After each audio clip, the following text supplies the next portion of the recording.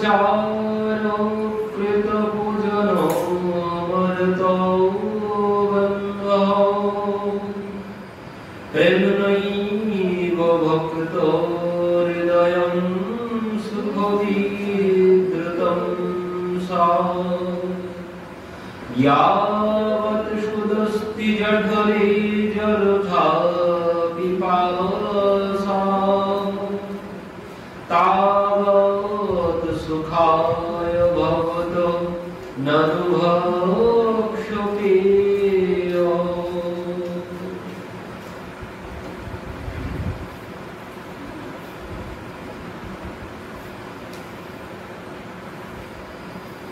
प्रभु कहे इहो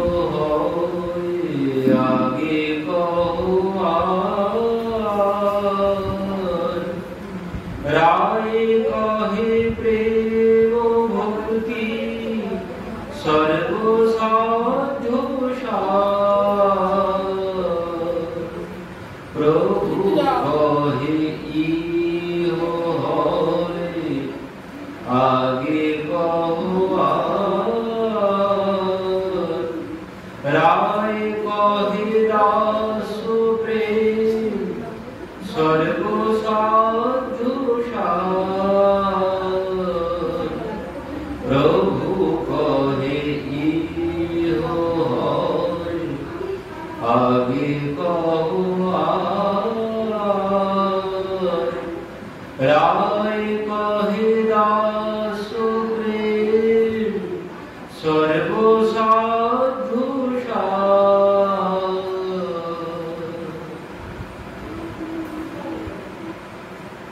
तो রামানন্দাচার্য জি বললেন প্রেম ভক্তি সর্বসাধ্য সার, মানে সমস্ত সাধনার সার হচ্ছে প্রেম ভক্তি। है प्रेम जगत में सार और कुछ सार नहीं, जगते অন্য কোন সার নেই, একমাত্র প্রেমই জগতের সার। তো এই জন্য বললেন প্রেম ভক্তি সর্বসাধ্য সার, কারণ প্রেম ভক্তি ছাড়া কিছুতেই ভগবানকে লাভ করার অন্য কোনো পথ নেই। প্রেম ভক্তি ছাড়া ভগবানকে পাওয়ার অন্য কোনো উপায় নেই। ভগবানকে পেতে গেলে চাই প্রেম ভক্তি। বলে নানা উপচার কৃত পূজন অর্থ গন্ধ প্রেমৈব ভক্ত হৃদয়ম সুখ বিধৃতম সাধ। বলছে নানা উপচারে, ষোড়শ উপচারেও যদি কেউ আমার পূজা করে, সে পূজা আমি গ্রহণ করি না। কখন? প্রেমৈব ভক্ত হৃদয়ম, ভক্তের হৃদয়ে যদি প্রেম ভক্তি না থাকে, তো ষোড়শ উপচারে পূজা করেও পূজা আমি গ্রহণ করি না। যদি প্রেম ভক্তি থাকে কোনো কিছু লাগবে না, কলার প্রসাদেই হইবে অনুষ্ঠান। যদি প্রেম ভক্তি থাকে তিনি কোনো সামগ্রী দেখেন না, তিনি দেখেন কি সামগ্রীর সাথে কতটা প্রেম ভক্তি আছে। যদি ওই ক্ষুধা যদি না থাকে, ক্ষুধা যদি না থাকে ভোজনের কোনো মূল্য নেই, পিপাসা যদি না থাকে জলের কোনো মূল্য নেই। তো ঠিক তেমন প্রেম ভক্তি যদি না থাকে তাহলে ও পূজারও কোনো মূল্য নেই। আমার যদি পেটে খিদেই না থাকে, আমি বাইরের থেকে খেয়ে এসেছি, মা খাওয়ার জন্য আমার দিকে ঢেকে রেখেছে, বাবা খেয়ে নে তোর জন্য এটা করে রেখেছি, অথচ আমি ওদিকে বাইরে থেকে খেয়ে পেট ভর্তি করে খেয়ে গেছি।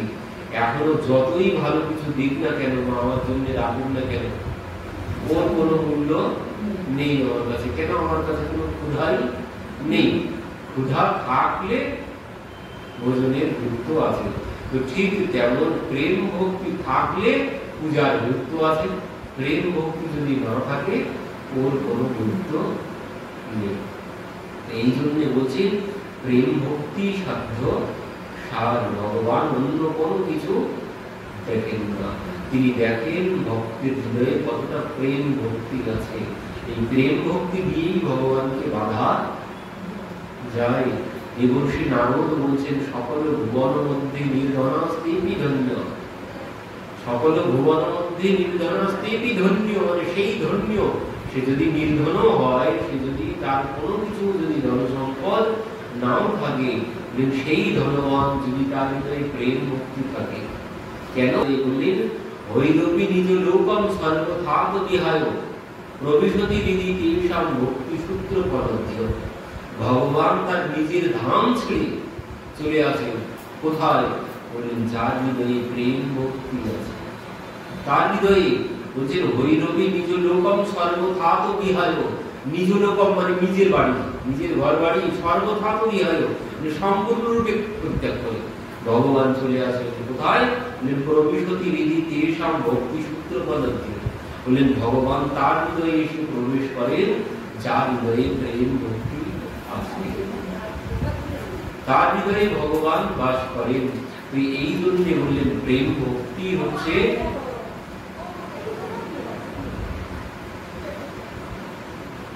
একমাত্র সার, অন্য কোনো সার নেই জগতে। সাধনার সার, সব কিছুর সার, সার হচ্ছে প্রেম ভক্তি। যাই কিছু করি না কেন সব কিছুর সার, সার বস্তু হচ্ছে প্রেম ভক্তি। যা কিছু করব সব কিছুর সার, বলে যা কিছু করব তার যেন লক্ষ্য থাকে, যা কিছু করব তার যেন লক্ষ্য থাকে প্রেম ভক্তি লাভ। যে দেব দেবীর পূজা করবো, দেবীর চরণে গিয়ে মাথা নিচু করবো, ওখানে গিয়ে জল দেবো, বাবার মাথায় গিয়ে জল ঢালবো, বলে এখানে কি চাইতে হবে? এই শ্রাবণ মাসে আবার লাইন করে যাবে বাবার মাথায় জল দেওয়ার, আর ওদিকে বাবা হাসতে শুরু করেন, বাবা হাসতে শুরু করেন যে দেখো আমি যেটি দিতে পারি, যেটি সব থেকে বড় সম্পদ, সেই সম্পদ কেউ আমার কাছে চাইতে আসে না।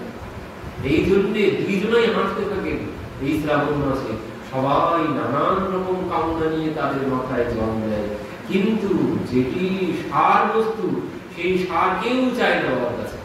যে প্রেম ভক্তি যেটি তিনি দিতে পারেন সেই বিষয়ে তারা কেউ চায় না। এই জন্য শ্রাবণ মাস যেতে বাবা হাসতে শুরু করেন, জগৎবাসী কত কিছু কামনা করে আমার কাছে, কিন্তু যেটি সার বিষয় সেটি কেউ চায় না।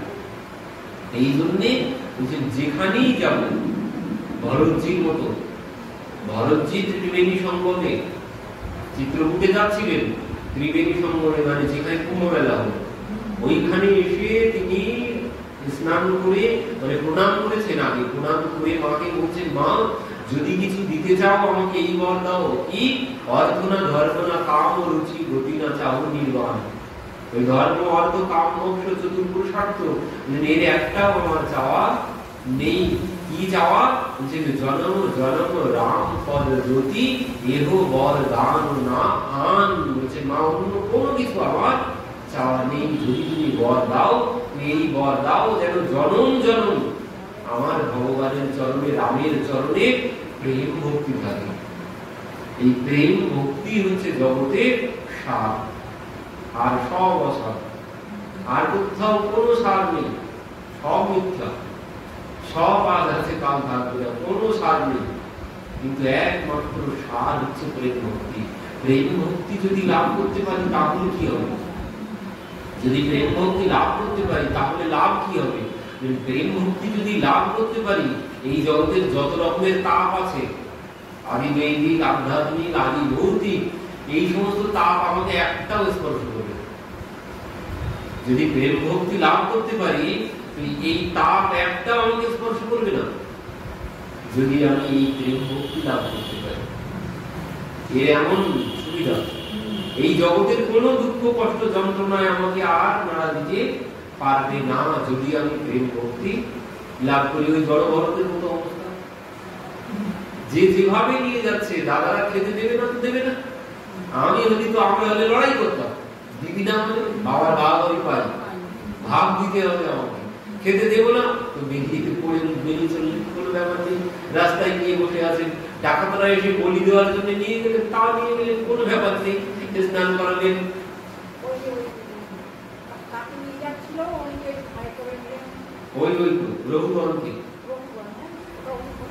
রঘুগণকে কাঁধে করতে নিলেন, রাজা রঘুগণ যাচ্ছিলেন ভাগবত কথা শ্রবণ করতে। তো সেখানে একজন অসুস্থ হয়ে পড়েছে, 4 জন বেয়ারা একজন অসুস্থ হয়ে পড়েছে, তাকে আর কাকে দেব, তো তার জন্য পথের পাশে এনার তো সুন্দর চেহারা, এই নাতু সুন্দর চেহারা দেখে এনাকে বলে নেই পালকি ধর, পালকি ধরিয়ে দিলে কোনো ব্যাপার নেই, কাঁধে নিয়ে চলতে শুরু করলেন রাজার অপমানকে, তো কোনো ব্যাপার নেই, যেখানে নিয়ে যাবো সেখানেই আছে, কোনো অসুবিধা।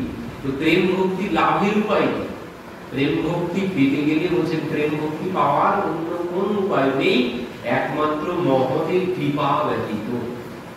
মহতের কৃপা ছাড়া, গুরুদেব সাধুগুরু বৈষ্ণবের কৃপা ছাড়া কোনদিন প্রেম ভক্তি পাওয়া সম্ভব নয়। বলে প্রেম ভক্তি না, কৃপা কি পাওয়া যাবে? যে প্রেম ভক্তি পেতে গেলে, প্রেম ভক্তি পেতে গেলে কি চাই? যে প্রেম ভক্তি পেতে গেলে লালসা চাই। কৃষ্ণ সেবার প্রতি যদি লালসা না থাকে, বললেন শ্রবণ, প্রেম ভক্তি পেতে গেলে বললেন শ্রবণ করতে হবে, সাধু সঙ্গে কথা শ্রবণ করতে হবে। কথা শ্রবণ করলে সে ভগবানকে লাভ করতে পারবে। ভাগবতে বলছেন সদ্য ঋদ্ধ অবরুদ্ধতে, ভগবান তার হৃদয়ে সদ্য এসে অবরুদ্ধ হয়ে যায় যিনি এই কথা শ্রবণ করবেন। সাধু সঙ্গে যিনি কথা শ্রবণ করবেন, ভগবানকে পাওয়ার পথ কি? কপিল ভগবান কি বললেন? শতান্ত সংগ্রাম বীর্য সংবিদ ভগবন্তী বিদকর্ণ রসায়ন কথাহ তজ্জ সনা দাস্য পবর্গবত্মনি শ্রদ্ধা রতি ভক্তির অনুপ্রবেশ। বললেন মা, সাধু সঙ্গে ভগবানের কথা শ্রবণ করতে হবে, তাহলেই ভগবানকে পাওয়া যাবে। ভগবানও বলেছেন, সুখদেবজিও বলেছেন, যিনি এই কথা শ্রবণ করবেন ভগবান তার হৃদয়ে গিয়ে সদ্য অবরুদ্ধ হয়ে যাবে। কিন্তু বলছেন না, শ্রবণ করলেই কি ভগবান তার হৃদয়ে গিয়ে অবরুদ্ধ হয়ে যাবে? শ্রবণ করলেই ভগবান যাত্রা হৃদয়ে গিয়ে অবরুদ্ধ হয়ে যাবেন? বললেন না, ভগবান যাত্রা হৃদয়ে গিয়ে অবরুদ্ধ হবে না। শ্রবণ করলে অবরুদ্ধ হবেন কখন? বললেন ওই যদি কারো মধ্যে প্রেম ভক্তি থাকে। তো প্রেম ভক্তি কখন পাওয়া যাবে? বলছেন এই শ্রবণের মধ্যেই পাওয়া যাবে, সাধু সঙ্গে কথা শ্রবণের মধ্যে পাওয়া যাবে। তো বললেন শ্রবণ কিভাবে করতে হবে? শ্রবণেরও আবার ভেদ আছে। শ্রবণ কিভাবে করতে হবে সেখানে কি বলছেন? কৃষ্ণ ভক্তি রসভাবিতামতি প্রিয়তাম যদি কুতোপি লভ্যতে তত্র লৌল্যমপি মূল্যমেকলম জন্ম কোটি সুকৃতৈর্ন লভ্যতে। বলেন শ্রবণ কিভাবে হবে? বলেন কৃষ্ণ ভক্তি রস আবিদামতি প্রিয়তাম যদি কুতোপি লভ্যতে তত্র লৌল্যমপি মূল্যমেকলম। যদি কোথাও পেয়ে যাও সাধু সঙ্গ, সাধু সঙ্গে ভগবানের কথা, তো সেখান থেকে বলে ক্রয় করে নিয়ে এসো, কিনে নিয়ে এসো। কি করে, কি দিয়ে কিনতে হবে? মূল্য দিয়ে। কোন মূল্য? বলছেন তত্ত্ব লৌল্যমপি মূল্যমেকলম, মানে লালসা, লোভ, লোভ রূপী মূল্য দিয়ে কিনে আনতে হবে। এই কথার প্রতি যদি লোভ না থাকে, সাধু সঙ্গের প্রতি যদি লোভ না থাকে, ও কথা শ্রবণ করে কোনো লাভ হবে না। বললেন ওই ভক্তি পাওয়ার জন্য যদি লালসা না থাকে, ভক্তি পাওয়ার জন্য যদি লালসা না থাকে, এই ভক্তি পাওয়ার লালসা নিয়ে যখন আমি সাধু সঙ্গ করব, যখন আমি সাধু সঙ্গে কথা শ্রবণ করব, তখনই প্রেম ভক্তি পাওয়া সম্ভব। আর এই প্রেম ভক্তি না পেলে ভগবান তার হৃদয়ে এসে অবরুদ্ধ হবেন না। বলছেন ভগবান তখনই অবরুদ্ধ হবে যখন এই প্রেম ভক্তি রস, এই প্রেম ভক্তি রস যেমন ছানা মিষ্টির রসে, চিনির রসে ছানা ডুবিয়ে দিলে যেভাবে তার সমস্ত শরীরের মধ্যে রসে ভগবানের রসে কৈজম্বুর হয়ে যায়, রসগোল্লা তার সমস্ত কণা দিয়েই রস বার হবে, সমস্ত কণা দিয়েই রস বার হবে রসগোল্লা। ঠিক ওইভাবে যদি ভক্তির রসে তুমি রসায়িত হতে পারো, তখন ভগবান এসে তোমার হৃদয়ে অবরুদ্ধ হবে। তার আগে নয়। হরিলোভী নিজ লোকম সর্বথা তুমি হয়, যে নিজের ধাম ত্যাগ করে এসে তার হৃদয়ে এসে বাস করবেন। কখন? যদি তোমার অবস্থা রসগোল্লার মতো হয়, মানে যেদিকে তার চাপ দেওয়া হবে সেদিক থেকেই রস বার হবে। কোন রস? এই কৃষ্ণ ভক্তির রস, এই প্রেম ভক্তির রস যদি তোমার মধ্যে আসে, তাহলে ভগবান এসে তোমার মধ্যে বাসা বাঁধলেন, তিনি এসে তোমার মধ্যে বাস করবেন। তো এই জন্য বললেন, জগতে যদি সার কিছু থাকে, কারণ ভগবানকে পেতে গেলে এই প্রেম ভক্তি ছাড়া ভগবানকে পাওয়ার অন্য কোনো পথ নেই। তো এই প্রেম ভক্তি পেতে গেলে সাধু সঙ্গ, মহতের কৃপা ছাড়া এই প্রেম ভক্তি পাওয়া সম্ভব নয়। তো মহতের সঙ্গ করতে হবে কিভাবে? ওই লোভ নিয়ে বসতে হবে। মহতের সঙ্গের প্রতি যেন আমার লোভ থাকে, ভগবানের কথার প্রতি যদি আমার লোভ থাকে, তাহলে পাওয়া সম্ভব। তার আগে পাওয়া সম্ভব নয়। কথা শ্রবণ করলেও হবে না, সাধু সঙ্গ করলেও হবে না, যদি আমার লালসা না থাকে। যদি লালসা নিয়ে সাধু সঙ্গ করতে পারি, সাধু সঙ্গে কথা শ্রবণ করতে পারি, তাহলে আমি প্রেম মুক্তি লাভ করব। আর সেই প্রেম মুক্তি লাভ করলে তখন কি হবে দেখুন, প্রেম মুক্তি লাভ করলে ত্রিতাপ একটাও স্পর্শ করবে না, তখন আর কোনো অসুবিধাই হবে না। যে যেভাবে আছে, যেভাবে লাগবে সেভাবেই আমি সুখী থাকবো। বাইরে থেকে আর সুখ খুঁজতে যাবো না, কারণ ভিতরে আমি সুখ পেয়ে গেছি। সুখ কোনোদিন বাইরে থেকে পাওয়া সম্ভব নয়। সুখ যদি পেতে হয় ভিতরে, ওই জন্য বুদ্ধ চোখ বন্ধ করে বসে আছে। ভিতরের দিকে তাকাও, ভিতরে খোঁজো, তাহলে পাবে। বাইরে কোনো কিছু পাওয়া সম্ভব নয়, ভিতরে খুঁজতে হবে। তো ওই প্রেম মুক্তি একবার পেয়ে গেলে বাইরে আর কোনো আশা থাকবে, আর কোনো চাওয়া পাওয়া কোনো কিছু থাকবে না। বাড়ি বাড়ি অর্থ সম্পদ দিয়ে সুখ পাওয়া সম্ভব নয়। সুখী হতে গেলে চাই একমাত্র প্রেম ভক্তি। আমাদের যেখানে রাখবে সেখানেই সুখী থাকবে। প্রেম ভক্তি যদি আমার মধ্যে এসে যায়, আমি যেখানে থাকবো সেখানেই সুখে থাকবো। আর না হলে আমার এখানে ভালো লাগছে না, ওখানে ভালো লাগছে না, ওখানে ভালো লাগছে না, এ জায়গা ভালো না, ও জায়গা আমার মনের মতো হলো না, নানান রকম সমস্যা হবে। কিন্তু যার মধ্যে প্রেম ভক্তি আছে, তার অবস্থা ওই জড় ভগতের মতো হয়ে যাবে। তখন আর কোনো বিচার থাকবে না, সর্বত্র তিনি সুখে থাকবেন। কেন? তিনি তো উপরের সঙ্গে তার সংযোগ হয়ে গেছে, তার এই জগতের মধ্যে আর তিনি নেই। কারণ ওই পরমানন্দের ঠিকানা তিনি পেয়ে গেছেন। ওই আনন্দের ঠিকানা যখন কেউ পেয়ে যাবে, এই জগতে আমরা এই বাড়ি বাড়ি কি জন্য করি? আনন্দ পাওয়ার জন্য, সুখ পাওয়ার জন্য। কিন্তু আসল সুখের ঠিকানা তো জানি না, এই জন্য এইসবগুলো করি। যখন আসল ঠিকানা পেয়ে যাব, তখন আর এসব দিয়ে কোনো সুখ পাওয়া যাবে না, এসব জিনিসে কোনো সুখ আর তখন পাবো না। যদি আসল সুখের ঠিকানা, তিনি তো আনন্দ স্বরূপ, তিনি আনন্দ স্বরূপ, আনন্দ একমাত্র তার কাছেই আছে। সেখানে যদি একবার পৌঁছাতে পারি, আর জগতে কোনো কিছুর প্রতি আমার আর কোনো মোহ থাকবে না।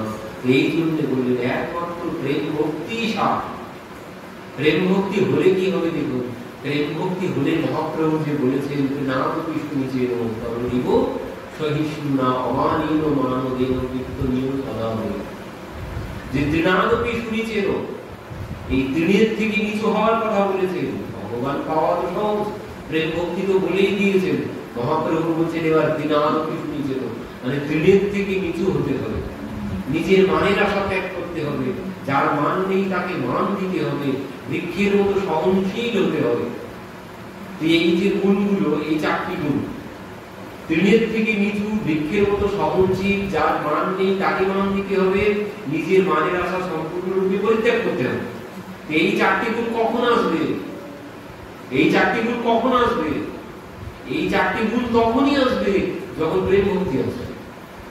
প্রেম ভক্তি ছাড়া কোনোদিন এই গুণ আসবে না। প্রেম ভক্তি যখন এসে যাবে, তখন কিছু হয়ে যাবে, মাথা কিছু হয়ে যাবে। ভক্তিরূপী ফল যেই ডালে ধরবে না, ডাল আস্তে আস্তে নিচু হয়ে যাবে। ফল ধরলেই ডাল নিচু হবে, আর যে ডালে ফল নেই সে ডাল মাথা উঁচু করেই দাঁড়িয়ে থাকবে। তো এই জন্য বলেন প্রেম ভক্তি ছাড়া কোনোদিন নিচু হওয়া সম্ভব নয়, কোনোদিন তার মাথা নিচু হবে না। যার মধ্যে প্রেম ভক্তি নেই সে কোনদিন নিচু হতে পারবে না। যার মধ্যে প্রেম ভক্তি নেই তার মধ্যে আছে কি জিনিস? তার মধ্যে আছে অভিমান। যার মধ্যে প্রেম ভক্তি নেই তার মধ্যে আছে অভিমান। ধনের অভিমান, মানের অভিমান, যশের অভিমান, অর্থের অভিমান, রূপের অভিমান, বড় গাড়ি বাড়ির অভিমান, নানান রকমের অভিমান থাকবে। আর যার মধ্যে প্রেম ভক্তি থাকবে তার মধ্যে অন্য কোনো অভিমান থাকবে, কোনো অভিমান থাকবে না। যার মধ্যে প্রেম ভক্তি এসে গেছে সে সদা সর্বক্ষণ যাত্রার চরণে বাড়াবাড়ি দিবে, যাত্রার চরণে বাড়াবাড়ি দিবে। যার মধ্যে প্রেম ভক্তি নেই সে সবার চরণে পড়তে পারবে না, সে আগে বিচার করবে এর চরণে পড়া যাবে কি যাবে না, বিচার করে তারপরে পড়বে। আর যার মধ্যে প্রেম ভক্তি আছে সে এই সমস্ত কোনো কিছু বিচার করবে না, ওই জড় ভক্তের মতো হয়ে যাবে, কোনো বিচার আচার তার মধ্যে থাকবে না। এই প্রেম ভক্তি না হলে কোনোদিন নিচু হওয়া সম্ভব নয়। আর নিচু না হলেও ভগবানকে পাওয়া, কৃপা পাওয়া সম্ভব নয়। নিচু তখনই হব ওই রথের সময় মহাপ্রভু রথের আগে নৃত্য করছেন। রথের আগে নাচে গোরা রাধা ভাবাবেশে, চতুর্দিকে ভক্তগণ নাচে চারিপাশে। ভক্তরাও তো নাচছে মহাপ্রভুর চারিপাশে, মহাপ্রভু রথের আগে নৃত্য করছেন। এদিকে মহাপ্রভু তো ভাবাবেশে নৃত্য করছেন, রাধা ভাবে। মহাপ্রভু রাধা ভাবে নৃত্য করছেন জগন্নাথের সম্মুখে। মহাপ্রভুর মধ্যে কোনো বাহ্য জ্ঞান নেই। মহাপ্রভু কি বলছেন? ওই সেই কুরুক্ষেত্র মিলন ভাব হৃদয়ে উঠিল, সেই কুরুক্ষেত্র মিলনের ভাব উঠেছে মহাপ্রভুর মধ্যে। বলছেন আমাকে নিয়ে তুমি বৃন্দাবনে চলো, এখানে ভালো লাগছে না। মহাপ্রভু জগন্নাথকে বলছেন, আর এই বলতে বলতে তো ভাবাবিষ্ট হয়ে গেছেন। এই নৃত্য করতে করতে সেই রাজা পুত্র আছে, রাজার গায়ের উপরে গিয়ে পড়েছে। যেই পড়েছে মহাপ্রভু বলছে হায় হায় হায়, আমার আজ বিষয়ী স্পর্শ হয়ে গেল, বিষয়ী স্পর্শ করে ফেললাম। এই যখন হয়েছে পরবর্তীতে কি হলো? মহাপ্রভু যাতে কারোর গায়ের উপরে গিয়ে না পড়ে যায়, মহাপ্রভুকে সমান দেওয়ার জন্য ছিল কে? নিত্যানন্দ প্রভু ছিল, শ্রীবাস ঠাকুর ছিল, আর স্বরূপ দামোদর ছিল, তিনজন ছিল। এনাদের দায়িত্ব ছিল মহাপ্রভু যেন কারোর উপরে গিয়ে না পড়ে, পড়ে গেলেই আগে গিয়ে ধরবে না। কিন্তু সে মহাপ্রভু নৃত্য করতে করতে রাজার গায়ের উপরে গিয়ে উঠেছে। এবার যেই রাজার গায়ের উপরে পড়েছে, এদের দায়িত্ব ছিল, তার মধ্যে এই ঘটনা ঘটেছে। তো এরা আরো বেশি করে এবার অ্যালার্ট হয়ে গেছে যাতে এই ঘটনা আর না ঘটে। এই জন্য এরা খুব সজাগ হয়ে গেছে। এর মধ্যে কি হয়েছে? রাজা আছে পিছনে, রাজা মহাপ্রভুকে দর্শন করছে। এবার শ্রীবাস ঠাকুর ওই রাজার সম্মুখে, মানে রাজার পাশে গিয়ে দাঁড়িয়েছে, মহাপ্রভু যেন আর রাজার গায়ের উপরে গিয়ে না পড়ে যায়। এই জন্য শ্রীবাস ঠাকুর রাজার গায়ের সম্মুখে গিয়ে হাত দিয়ে এইভাবে দাঁড়িয়ে আছে। এবার রাজারও দেখতে অসুবিধা হচ্ছে মহাপ্রভুকে। এবার রাজার সম্মুখে ছিল রাজার মন্ত্রী শ্রীবাস ঠাকুরকে বারবার হাত দিয়ে সরিয়ে দিচ্ছে। বারবার যেই সরিয়ে দিচ্ছে, কয়েকবার দেওয়ার পরে শ্রীবাস ঠাকুর থাকতে না করে গালে দিয়েছেন এক চড় কষে। এবার যেই চড় কষে দিয়েছেন, মন্ত্রীর গালে যেই চড় কষে দিয়েছেন, মন্ত্রী যাবে চড় দিতে। যেই মন্ত্রী চড় দিতে গেছেন, রাজা বলছেন এই কি করো রাখো, শান্ত হও। কেন? আরে জানো কে তোমাকে চড় মেরেছে? কে তোমাকে চড় মেরেছে জানো? এই যে চড় তুমি আজ পড়েছে তোমার গালে, এই চড়ের জন্য তোমাকে আর কারের হাতে চড় খেতে হবে না। মন্ত্রী বলছে কে এটা? কারা এটা কোথা থেকে আসে? প্রতি বছর রথের সময় বহু বৃহস্পতি চলে আসে। কে কারা এসব? এসব কারা? কে তুমি জানো না? কে জানো? কে আর কেউ নয়, এ হচ্ছে ইনি হচ্ছেন সেই যার অঙ্গনে মহাপ্রভু নর্তন কীর্তন করতেন, সেই শ্রীবাস ঠাকুর। সেই তোমাকে চড় মেরেছে। আর ওই চড়টা যেন আমার গালে পড়তো না। ওই চড়টা যদি আমার গালে পড়তো, আমার জীবনটা ধন্য হয়ে যেত, আমার জীবনটা ধন্য হয়ে যেত। আর ওই চড় তোমার গালে পড়েছে, তোমাকে আর কালের হাতে চড় খেতে হবে না। ওই চড়টা যদি আমার গালে পড়তো, আমার জীবন ধন্য হয়ে যেত। একজন রাজা বলছেন এই কথা, এ কি বলা সম্ভব? একজন রাজার পক্ষে এই কথা বলা কোনদিন সম্ভব? কিন্তু রাজা বলছেন ওই চড়টা যেন আমার গালে পড়লো না, ওই চড়টা যেন আমার গালে পড়লো না। কারণ এই রাজা প্রেম ভক্তি লাভ করেছে, রাজা প্রেম ভক্তি লাভ করেছেন। এই জন্য রাজ পদের জন্যও তার মধ্যে কোনো অভিমান নেই। মহাপ্রভু যখন রাজপুত্রকে আলিঙ্গন করেছিলেন, মহাপ্রভুর প্রেম সব সেই পুত্রকে তিনি দান করেছিলেন। আর পুত্রকে যখন রাজা আলিঙ্গন করেছেন, পুত্রের ভিতর দিয়ে সেই মহাপ্রভুর প্রেম রাজা পেয়ে গেছেন। আর এই জন্য রাজার মধ্যে এই ভাব। রাজা এই কথা বলতে পেরেছেন, না হলে কোনোদিন বলা সম্ভব নয়। সামান্য একটুখানি বেশি টাকা পয়সা থাকলেই বলা উঁচু লম্বা হতে যায় উঠের মতো। আর একজন রাজা, তিনি বলছেন এই চড় যেন আমার গালে পড়ল না। শুধুমাত্র প্রেম ভক্তি, প্রেম ভক্তি এইভাবে কিছু করা যায়। প্রেম ভক্তি যদি একবার এসে যায়, তখন সব এইভাবেই কিন্তু হয়ে যাবে। উদ্ধব মহারাজ, বৃহস্পতির সাক্ষাৎ শিষ্য উদ্ধব মহারাজ, সেই উদ্ধব বলছে আমাকে বৃন্দাবনের লতা গুল্ম তরু বানিয়ে দাও। আশা বহু চরণ দেব উষা বহন বৃন্দাবনে কিমপি গুল্ম লতা ঔষধি দাও। আমাকে বৃন্দাবনের লতা গুল্ম ঔষধি বানিয়ে দাও। কেন? কারণ যখন ওই গোপীদের সঙ্গ করেছেন, গোপীদের সঙ্গ করে প্রেম লাভ করেছেন, প্রেম লাভ করাতে তখন এই কথা। কিন্তু তার আগে যখন প্রেম ছিল না, তখন কিন্তু এই ভাব ছিল না। তখন পণ্ডিতের অহংকার ছিল। আমি বৃহস্পতির শিষ্য, মহান পণ্ডিত, পণ্ডিতের অভিমান ছিল। কিন্তু যেই প্রেম ভক্তি লাভ করেছেন, আর কোনো অভিমান, প্রেম ভক্তি ছাড়া কোনদিন অভিমান যাবে না। অভিমান তখনই যাবে যখন প্রেম ভক্তি লাভ করতে পারবে। আর প্রেম ভক্তি ছাড়া ভগবানকে পাওয়া কোনদিন সম্ভব নয়। এই জন্য বলছেন একমাত্র সার হচ্ছে প্রেম ভক্তি। প্রেম ভক্তি ছাড়া কোনদিন সেবা করা সম্ভব নয়। প্রেম ভক্তি ছাড়া কোনদিন সেবা হবে না। প্রেম ভক্তি ছাড়া পরিষেবা হবে। প্রেম ভক্তি ছাড়া কোনদিন সেবা সম্ভব নয়। প্রেম ভক্তি না পেলে সেবা করতে পারবো না। প্রেম ভক্তি ছাড়া পরিষেবা হবে। পরিষেবা আর সেবার মধ্যে আকাশ পাতাল তফাৎ। পরিষেবা দিয়ে ভগবানকে কোনদিন পাওয়া সম্ভব নয়। ভগবানকে পেতে গেলে প্রেম ভক্তি সেবা চাই, সেবা করতে গেলে প্রেম ভক্তি চাই। প্রেম ভক্তি ছাড়া ভগবান পাওয়া, তাকে বসে আনা সম্ভব নয়। সেই জন্য প্রেম ভক্তি সাধ্য সার।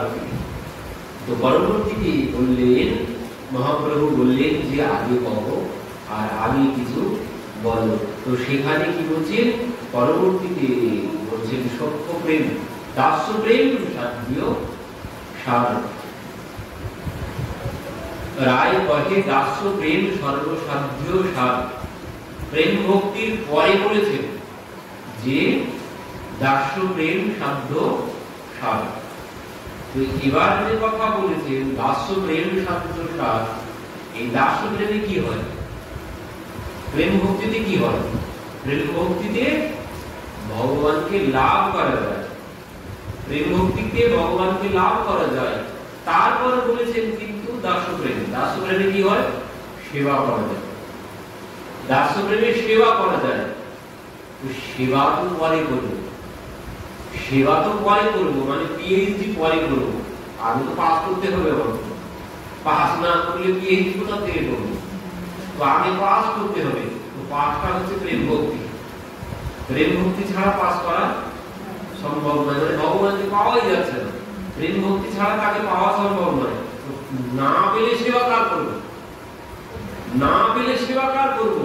তো আগে পেতে হবে। তো দিতে গেলে চাই প্রেম ভক্তি। তো প্রেম ভক্তি হচ্ছে সাধ্য সার। এটাই হচ্ছে লক্ষ্য আমাদের। এরপরে যে যে কথা আলোচনা হয়েছে এসব পিএইচডি আলোচনা, এই সাধারণের আলোচনা নয়। এর পরবর্তী যে বলেছেন দাস্য প্রেম সাধ্য সার, মানে কি পেয়ে গেছেন তারপরে সেবার কথা বলছে। আমি এখন পাইনি তো এই প্রেমের সেবা লাভ কি? এর কোনো প্রয়োজন নেই। পাবো তারপরে তো দাস্য প্রেম সাধ্য সার। আমি তার দাসের মতো সেবা কখন করবো? যখন পাবো তারপরে। আগে তো প্রাইমারি পাস করবো, তারপরে তো আগে আমাকে প্রেম ভক্তি লাভ করতে হবে, তারপরে দাস্য প্রেম সাধ্য সার। সেবা তখন করতে পারবো যখন আমি তাকে লাভ করবো, যখন আমি তাকে পেয়ে যাবো। বললেন দাস্য প্রেম সাধ্য সার। কারণ কি? দাস্য প্রেম সাধ্য সার সেবা হবে। এবার দাস্য প্রেমে ভগবানকে সেবা করা যাবে। তবে এবার কি বলছেন, এই ভক্তির দ্বারা মানে পেলাম তাকে। এবার পাওয়ার পর সেবার আবার 4টি স্তর, সেবারও 4টি ভাগ আছে। মানে যেমন পাওয়ার আগে যে অনেকগুলো ভাগ ছিল না, প্রথমে বলেছেন কি ওই সধর্ম আচরণে বিষ্ণু ভক্তি হয়, তারপরে জ্ঞান মিশ্রা ভক্তি, তারপরে সর্বজ্ঞান নামক ত্যাগের কথা বলেছেন। এও যেমন ধাপে ধাপে এসেছে ভগবানকে পেতে গিয়ে। প্রথমে বলেছেন সধর্ম আচরণ করতে হবে, সধর্ম আচরণেও পরবর্তী মহাপ্রভু বলে নিরবাধ্য, এতেও হবে না। তো সেখানে পরবর্তীতে কি বলছেন, অনেক অনেক কথা বলেছেন যে জ্ঞান মিশ্রা ভক্তি সাধসার, জ্ঞান শূন্য ভক্তি সাধসার, ধাপে ধাপে এগিয়ে এসেছেন। তো এবার সেবা মানে পাওয়াটাও ধাপে ধাপে এগিয়েছে, এবার পাওয়ার পরে সেবাটাও আবার ধাপে ধাপে এগিয়েছেন। তো এখানেও সেবারও 4টি ধাপ। এখানে কি বলেছেন, প্রথম ধাপে বলেছেন দাস্য, প্রথম ধাপে দাসের সেবা। দ্বিতীয় ধাপে বলেছেন সখ্য, সখাদের সেবা। তৃতীয় ধাপে বলেছেন বাৎসল্যের সেবা। চতুর্থ ধাপে বলেছেন কান্তা সেবা, সর্বশ্রেষ্ঠ সেবা। এগুলো সব পাওয়ার পরের সেবা, আগে আমাকে পেতে হবে। এই জন্য পাওয়ার পরে যে দাস্য প্রেম সাধ্য সার বলেছে এখানে, তো দাস্য প্রেম সাধ্য সার কেন, কারণ এবার তাকে সেবা করতে পারে। তবু সেবার মধ্যেও 4টি ভাগ। তো দাস্য প্রেমে ভগবানের সেবা হবে, কিন্তু বললেন দাস্য প্রেমে সাধ্য সার। তো কেন সাধ্য সার বলেছেন, দাস্য প্রেমটাও বলেছেন সাধ্য সার, এটাই সার, এটাই সার। মহাপ্রভু বললেন না, এরপরেও আছে সার, তুমি সেটা বলো, এটাই সার না। রামানন্দ আচার্য বলেছেন এটাই সার, কারণ কি তার প্রমাণও দেখিয়েছে এটাই সার। কেন সার বলছেন, কারণ তার প্রমাণ দেখাচ্ছেন ভাগবতে। তার প্রমাণ দেখাচ্ছেন ভগবান যখন ওই ঋষি দুর্বাসা, ঋষি বলছেন যে ভগবান যখন সেই দুর্বাসা ঋষি গেলেন অম্বরীশ মহারাজের কাছে, অম্বরীশ মহারাজ যখন করেই নিয়েছেন, পালনা করেই ফেলেছেন, তখন কি করলেন, জটা ছেড়ে ফেললেন। তৃতীয়া দৈত্যের উৎপন্ন হলো, সেখানে দৈত্যের আবির্ভাব হলো। তো সেই দৈত্য রাজাকে খেতে যাচ্ছে, সঙ্গে সঙ্গে ভগবানের সুদর্শন এসেছে। এবার সুদর্শন তো তৃতীয়াকে হত্যা করলো। এবার সেই সুদর্শন দুর্বাসার পিছনে ছুটতে শুরু করেছে। দুর্বাসা তো ভয় পেয়ে ছুটতে শুরু করেছে। সবার কাছে গেছেন, ব্রহ্মার কাছে গেছেন, বিষ্ণুর কাছে গেছেন, মহেশ্বরের কাছে গেছেন, সবার কাছে গেছেন, কেউ তাকে সাহায্য করেনি। ভগবানের কাছে গেছেন, ভগবান বললেন আমি পারবো না। কেন, অহম ভক্ত পরাধীন, আমি ভক্তের কাছে পরাধীন। কিভাবে পরাধীন বলছেন, বশীকুর্বন্তি মাম ভক্তা সৎ স্ত্রী সৎ প্রতিজ্ঞাত। বলছে একজন সৎ পত্নীর কাছে তার পতি যেভাবে বশীভূত হয়ে থাকে, ঠিক সেইভাবে আমিও আমার ভক্তের বশীভূত। আমি তার কাছে বাঁধা, আমি কোনো কিছু করতে পারবো না। তো তুমি আমার ভক্তের কাছে চলে যাও। এই কথা শ্রবণ করে হায় হায় প্রভু, সে কি আমি তোমার শরণাগত? তুমি তো বলেছো সব ত্যাগ করে যিনি আমার শরণাগত হবে আমি তাকে রক্ষা করব। তো আমি তো তোমার শরণাগত, তুমি আমাকে রক্ষা করো। ভগবান বলছেন শরণাগত হলে কি হবে, তুমি তার আগে তো কাজটা খারাপ করে নিয়েছো, তার আগে কাজ খারাপ করে এসেছো, ভক্তের চরণে অপরাধ করে এসে শরণাগত বলে আমি কিছু করতে পারবো না। তুমি আমার ভক্তের চরণে অপরাধ করে এসেছো, তো আগে যাও আমার ভক্তের কাছে ক্ষমা চেয়ে এসো, আমি কোনো কিছু করতে পারবো না। তাই তুমি যতই শরণাগত আমার কাছে হও না কেন, আমি কোনো কিছু করতে পারবো না। যদি ভক্তের চরণে অপরাধ করে কেউ আমার কাছে আসে, আমি তাকে কিচ্ছু সাহায্য করতে পারবো না। তো তুমি আমার ভক্তের কাছে চলে যাও। এই জন্যে তিনি চলে এসেছেন। এবার চলে এসেছেন, এবার এসে যখন দাঁড়িয়েছেন রাজার সম্মুখে করজোড়ে গিয়ে অষ্টাঙ্গে দণ্ডবত হয়ে পড়েছেন, তখন দেখছেন রাজা সেইভাবে দাঁড়িয়ে আছে। সেখান থেকে 1 বছর ধরে, 1 বছর ধরে রাজা সেইভাবে দাঁড়িয়ে আছেন। তো এসে যখন প্রণাম করেছেন, তখন রাজা কি বলছেন, যদি নও ভগবান প্রীত এক সর্ব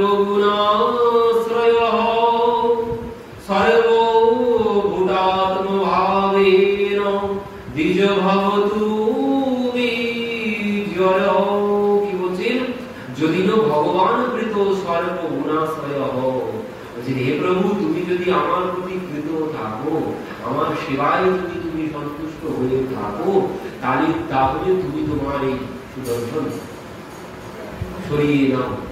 আর যেই বলেছেন সঙ্গে সঙ্গে সুদর্শন অদৃশ্য হয়েছে। সুদর্শনকে আর দেখা যাচ্ছে না। এই দেখেই ঋষি দুর্বাসা বলছেন, এবার দুর্বাসা বলছেন আমি এবার জেনে গেলাম একজন ভক্তের মাহাত্ম্য কি। কি বলছেন? অহমন্ত দাসানাম মহত্যম দৃষ্টমধ্যমে, আমি একজন ভক্তের মাহাত্ম্য জেনে গেলাম। কি বলছেন? কৃতাগসোপি যদ রাজন মঙ্গলানি সমীহসে, বলছেন হে রাজন আমি তো আপনার কাছে অপরাধ করেছি, আমি আপনাকে মেরে ফেলতে চেয়েছিলাম, কিন্তু আপনি তো আমাকে রক্ষা করলেন, আপনাকে বাঁচালেন। আমি আপনাকে মেরে ফেলতে চেয়েছিলাম আর আপনি আমাকে বাঁচালেন, প্রাণ রক্ষা করলেন, প্রাণ দান করলেন। কখন সম্ভব হবে? একজন ভক্ত ছাড়া, ভক্তি লাভ ছাড়া কোনদিন সম্ভব নয়। কেউ যদি আমাকে মারতে আসে আমি তাকে আশীর্বাদ দেব? কোনদিন সম্ভব? বলছেন এই জন্যে দুর্বাসা বলছেন শ্রুতিমাত্রেণ পুমান ভবতি নির্মলঃ কস্মতীর্থপদঃ কিম্বা দাসানাম বশীর্ষতে। ঋষি দুর্বাসা বলছেন যিনি ভগবানের দাস হতে পেরেছেন তার কাছে জগতের কোনো কিছুর অভাব আর নেই, কোনো কিছুর অভাব থাকবে না। যিনি ভগবানের দাস হতে পেরেছেন, এই জন্য রামানন্দ আচার্যজি বলছেন দাস্য প্রেম সাধ্য সার। কারণ ঋষি দুর্বাসা বলছেন এই সমস্ত কিছু দর্শন করে যে যিনি ভগবানের দাস হতে পেরেছেন তার জগতে কোনো কিছুর অভাব নেই, কোনো কিছু তার কাছে অসম্ভব নয়, সবকিছু সম্ভব তার দ্বারা। যিনি ভগবানের দাস তার দ্বারা সবকিছু সম্ভব, কোনো কিছু অসম্ভব তার কাছে নেই, তার কাছে দুষ্প্রাপ্য বলে কোনো কিছু নেই। কেন? তিনি ভগবানের দাস হতে পেরেছেন, ভগবানকে তিনি বশে আনতে পেরেছেন, এই জন্য তার আর কোনো অভাব নেই। আমরা তো ভুল করি এখানে, মানে ভগবানের কাছে চাই, ভগবানকে চাই না, ভগবানের কাছে চাই, ভগবানকে চাই না। যদি ভগবানকে চেয়ে ফেলি তাহলে কি হবে? আমি ওই বলি মহারাজ বলছেন প্রভু দান বড় না দানি বড়, দান বড় না দানি বড়? ভগবান বলছেন দানি বড়। দান কি জন্য বড় হবে? আমি যদি দানিকে পেয়ে যাই তাহলে তার সমস্ত সম্পদ তো আমার হয়ে গেল, আমার তো আর কোনো অভাব থাকবে না। তো এই জন্য আমি যদি ভগবানকে লাভ করতে পারি তাহলে ভগবানের সবকিছুই তো আমার হয়ে গেল, ভগবানের সবকিছুই আমার হয়ে গেল, আমার আর কোনো অভাব থাকবে না। কিন্তু ভগবানের কাছে যদি চাই কিছুটা পেলাম, এতে তো কোনো লাভ হবে না। কিন্তু ভগবানকে যদি পেয়ে যাই তাহলে তার সব আমার হয়ে গেল, আমার আর কোনো অভাব, তার যা আছে আমার সব, তার যা সব আমার। তো এই জন্য আমি ভগবানকে পেতে হবে, ভগবানের কাছে চেয়ে কোনো লাভ নেই। সে একটি গল্প ছিল, মানে একটি খুব বড় রাজকন্যা, তো রাজকন্যার ইচ্ছা, মানে রাজকন্যা খুব দৌড়াতে পারে, তার ইচ্ছা আমাকে যে দৌড়ায়, মানে দৌড়িয়ে হারাতে পারবে আমি তাকে আমার প্রতিরূপে গর্ব করব, তাকে আমি বিবাহ করব, যে আমাকে হারাতে পারবে। এই কথা শুনে সবাই তো তার সাথে দৌড়াতে শুরু করলো, সবাই তার কাছে হেরে যাচ্ছে, কেউ তার কাছে পারছে না।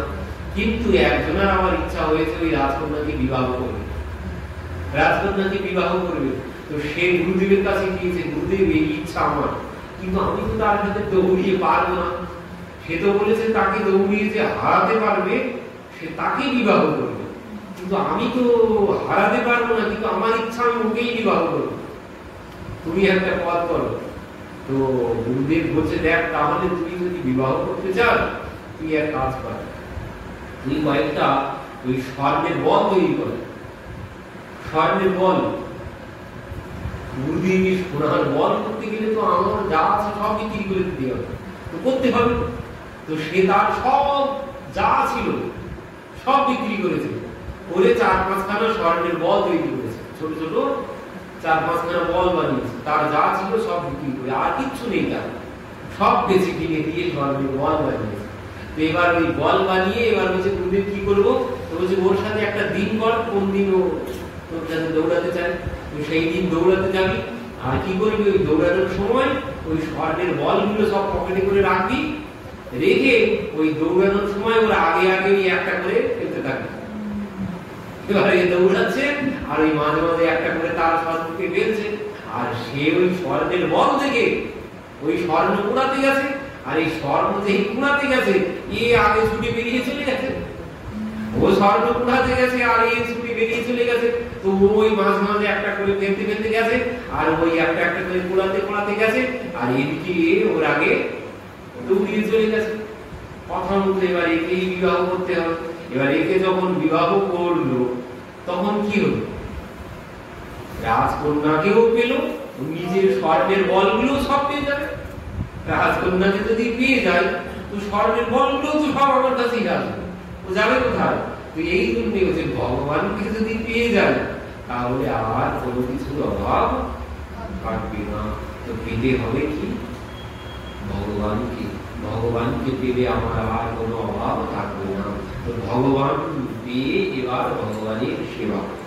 তো দাস্য প্রেমে সার বললেন, তো দাস হলে সেবা করা যাবে এবার, কারণ সেবা সুখ, সেবার অভিলাষ মানে নরত্যম দাস। সেবা সুখটাই হচ্ছে সব থেকে বড় সুখ। এর থেকে বড় সুখ আর কোনো কিছু নেই, এর থেকে বড় সুখ আর কোনো কিছু নেই। এই যে প্রেম ভক্তি লাভ করতে পারলে কি হবে? বললেন প্রেম ভক্তি লাভ করতে পারলে যতদিন জীবিত থাকবো ততদিন তো সুখ পাবোই, ত্রিতাপ আমাকে স্পর্শ করতে পারবে না। মৃত্যুর পরে পরম সুখ মানে ওই সেবা সুখ পেয়ে যাবো, মৃত্যুর পরে পরম সুখ পেয়ে যাবো। যতদিন বেঁচে থাকবো সুখ পাবো, মৃত্যুর পরে পরম সুখ পাবো। তো এই জন্যে যদি একবার প্রেম ভক্তি লাভ করতে পারি, তো এবার ওই প্রেম ভক্তিতে আমি সেবা সুখ পেয়ে গেলাম। তো সেবা সুখের প্রথম ধাপ দাস্য ভাবে ভগবানের সেবা। তো বললেন দাস্য সেবা, দাস্য সেবায় ঠিক সেবা সম্পূর্ণ হচ্ছে না। কেন? কারণ এখানেও একটা সম্ভ্রম আছে, এখানে একটা দূরত্ব আছে। তুমি প্রভু, আমি তোমার দাস। দাস আর প্রভুর মধ্যে একটা দূরত্ব আছে, সম্পূর্ণরূপে সেবা করা যাচ্ছে না, নিজের ইচ্ছা মতো সেবা করাও যাচ্ছে না। তিনি যেমন যেমন আদেশ করবেন আমি তেমন তেমন সেবা করতে পারবো, তার উপরে না। দাসকে যেটুকু বলা হবে সে সেটুকুই করবে, তার উপরে করতে পারবে না যতক্ষণ না আদেশ হচ্ছে। তো এই জন্য এর মধ্যেও সম্পূর্ণরূপে সেবা সুখ পাওয়া যাচ্ছে না। দাস্য প্রেমে সম্পূর্ণরূপে ভগবানকে সেবা করা যায় না। হনুমানজি সেবা করেছেন, তার মতো সেবক আর নেই। কিন্তু সেবা করলেও ভগবান তার কাছে বাধা হয়েই গেছে। যদি কোনো দাস, বাড়ির কোনো চাকর যদি কোনোদিন মাসের পর মাস বিনা পারিশ্রমিকে যদি সেবা করতে থাকে তাহলে সে কি হয়? সে মালিক তার কাছে বিক্রি হয়ে যাবে, মালিক তার কাছে বিক্রি হয়ে যাবে। তো হনুমানজির কাছে মালিক বিক্রি হয়ে গেছে ভগবান, হনুমানজির সেবার কাছে ভগবান বিক্রি হয়েছে। তবুও দূরত্ব আছে। এত বড় সেবক হনুমানজির মতো বলে তবুও এর মধ্যে দূরত্ব আছে।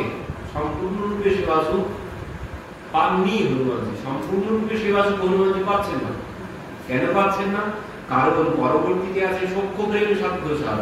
সখারা যেভাবে সেবা সুখ পেয়েছে সেই সুখ কিন্তু হনুমানজির মধ্যে নেই, পাননি, সেই সুখ পাননি। কারণ সখারা বলছে লালা খাবি নাকি, গোপাল খাবি, দেখ সুন্দর একটা ফল পেয়েছে, এই বলেই নিজে খেতে শুরু করেছে, নিজে খেতে শুরু করেছে। এবার খেতে খেতে দেখছে গোপালের মুখটা শুকিয়ে গেছে, এই নিয়ে খায় বা তুই খা, খুব সুন্দর ফল। তো নিজে আগে খেয়েছে, খেয়ে তারপর গোপালের হাতে তুলে দিচ্ছে। এ কোনোদিন সম্ভব? এ কোনোদিন সম্ভব নয়।